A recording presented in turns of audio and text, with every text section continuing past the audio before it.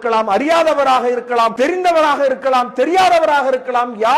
யாரோ ஒருவர் ஸலாமு அலைக்கும் என்று ஒருவரை சிரித்த முகத்தோடு அழகான வார்த்தைகளோடு நாம் அவருக்கு சொல்லுகிற அந்த சலாம் இருக்குது, எவ்வளவு பெரிய அழகான ஒரு முகமன், உங்கள் மீது ஏக இறைவன் சாந்தியும் சமாதானமும் உண்டாகட்டும் என்கிற அற்புத பிரார்த்தனையை யாரென்று அறியாத ஒருவருக்கு செய்ய வேண்டியதுதான் ஒரு முஸ்லிமுடைய பண்பு. அதுதான் நம்மை இறை நம்பிக்கையாளராக ஆக்கும். அந்த இறை நம்பிக்கை தான் நம்மை சொர்க்கத்தில் சேர்க்கும் என்று சொன்னால், எப்பேற்பட்ட மார்க்கத்தில் இருந்து கொண்டு யாரென்று அறியாதவருக்காக பிரார்த்தனை செய்ய வேண்டும் என்று சொல்லித் தருகிற போதனைகளை நாம் பெற்று நம்மை நல்வழியில் செலுத்த வேண்டிய நாம் இன்றைக்கு அதற்கு நேர் எதிரான குணத்தை பெற்று ஒருவன் மீது இருக்கிற அந்த வெறுப்புணர்வில் எப்படி அவன் முன்னேற முடியும், எப்படி அவன் சிறந்து விளங்கலாம், எப்படி அவனுக்கு இந்த செல்வம் வழங்கப்படலாம், எப்படி அவன் இந்த மாதிரி வாழ்க்கையில் வெற்றி அடையலாம் என்கிற பொறாமை உணர்வு நமக்கு ஏற்படுகிறது என்றால், முஃமின் என்கிற அந்த பண்பில் இருந்து நாம் பின்வருகிறோம், ஒருவரை நேசிக்க தவறுகிறோம், அந்த சொர்க்கத்தை பெறுகிற வாய்ப்பை இழக்கிறோம் என்பதை நாம் மறந்துவிட